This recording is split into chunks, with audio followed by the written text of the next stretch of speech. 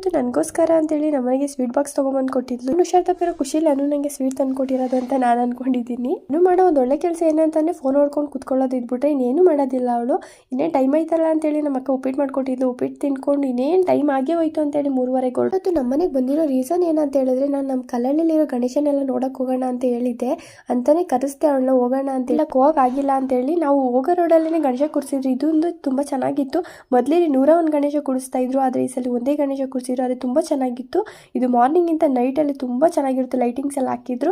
ಅದು ಅಲ್ಲದೇನೆ ನಾನು ಈ ವರ್ಷ ಎಲ್ಲೂ ಗಣೇಶ ನೋಡಕ್ಕೆ ಹೋಗಕ್ಕಾಗಿರ್ಲಿಲ್ಲ. ಅಲ್ಲಿ ಗಣೇಶ ತಗೊಂಡು ಹೋಗ್ತಾ ಇದ್ರು ಬಿಡಕ್ಕೆ ಅಂತೇಳಿ. ಇಲ್ಲಿ ಹೋಗದೇ ಇರೋ ಕಾರಣ ಮನೆ ಮುಂದೆನೆ ಹೋಗಿದ್ದು ತುಂಬಾ ಖುಷಿ ಆಯ್ತು. ಏನಕ್ಕೆ ಅಂತಂದ್ರೆ ಈ ತರ ಟಪ್ಪಂಗುಚ್ಚಿ ಆಗಿರ್ಬೋದು, ಟಮಟೆ ಸೌಂಡ್ ಆಗಿರ್ಬೋದು, ಈ ತರ ಪೂಜಾ ಕುಣಿತ ಮತ್ತೆ ವೀರಗಾಸೆ ಇದನ್ನೆಲ್ಲ ನಾವೆಲ್ಲ ವರ್ಷಕ್ಕೆ ಒಂದೇ ಸಲ ನೋಡೋದು. ನಾನು ಚಿಕ್ಕ ವಯಸ್ಸಲ್ಲಿದ್ದಾಗ ಈ ತರ ಗೊಂಬೆಗಳನ್ನ ಸಿಕ್ಕಾಪಟ್ಟು ಇಷ್ಟಪಡ್ತಾ ಇದ್ದೆ, ಬಟ್ ಅಷ್ಟೇ ಭಯ ಪಡ್ತಾ ಇದ್ದೆ. ಸೊ ಅದನ್ನೆಲ್ಲ ನೋಡಿ ಇನ್ನೂ ಖುಷಿ ಆಯ್ತು ನನಗೆ. 101 ಗಣಪತಿ ನೋಡ್ಬೇಕು ಅನ್ಕೊಂಡಿದ್ದೆ. ಸೊ ಈ ವರ್ಷ ಆಗ್ಲೇ ಇಲ್ಲ.